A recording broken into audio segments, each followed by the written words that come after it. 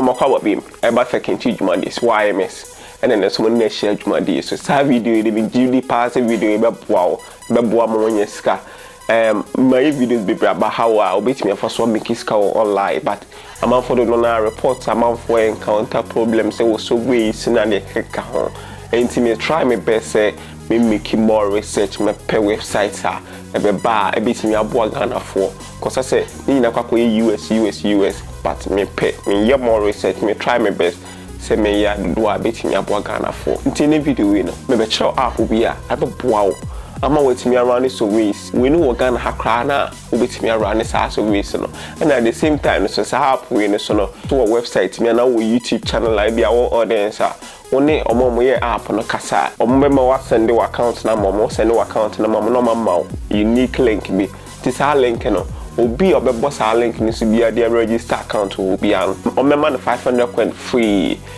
o de beka ho obetimi ato aso na app we so be boa am wonye scan tentem pa into the video you know ma me mfa mo nko app na me nchom kwan a obetimi afa so make iska wo sa app we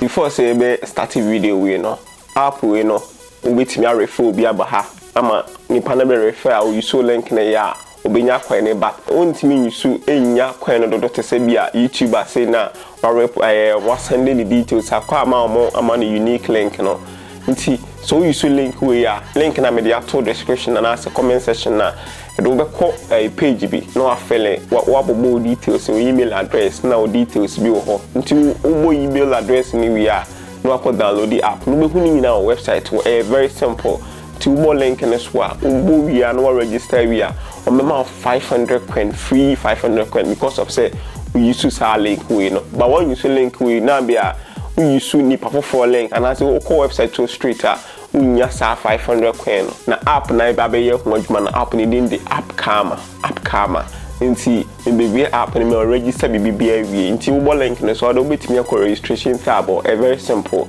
to we are make sure how I bet my first one I download the Play Store or App Store. Oba no log in the other file you know. We log in details no log in no app no BP at the amount. Enti my be app no.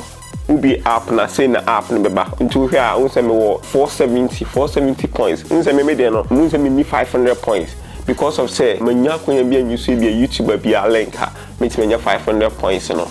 Ba wo dey obetimi I used to we have 500 points or 500 coin no. Ubi a homepage has say no. Hana tax in Google no. Unse hano de o Ghana ha ba bia country bia obi an obetimi run sa tax we wo ho. Nti efa ne say bia ma memo app bia we unse we na ska wom. Nti mabo we say. Obo we say so a unse sa game bia Mafia City. Nti ohwa o say reach level 20. Nti o kan instructions na wo higher. Unse I say the tax must be completed within 40 days from the install. Nti we are obenya 13,200 points. 13,200 points.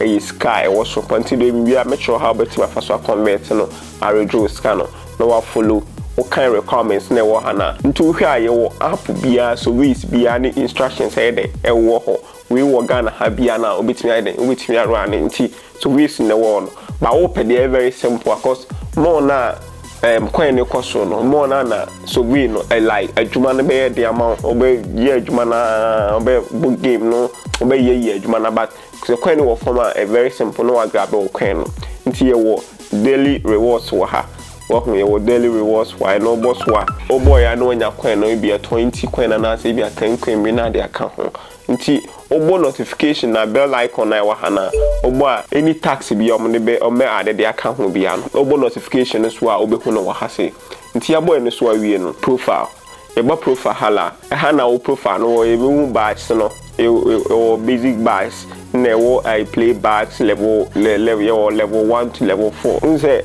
refer na me use ye no minya 300 points ba wo use we na obinya 500 points rather nti sign up no mo che me 50 na verification mo che me 50 until me by to be ba ha minya 100 we invite ni pa ba kokra ba minya 100 e dey aka ho obe complete sa basic badge na wa hana we are the Sakweni Nabeka and son of Waka tax no crime to pa will complete we answer no corona tax no and as obetima no tax no when your points no we are no watching sika rewards a hana betchum sika no until uba higher unso you PayPal or the mamma fan to worldwide me the to worldwide don't see PayPal and waha na mabo PayPal na so obo PayPal no so anti fancy me pese me $3 me pese me $3 say me 5,250 karma points. What I say?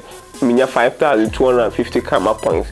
Into unya means unya 1,500. Into means unya 1,500 karma points.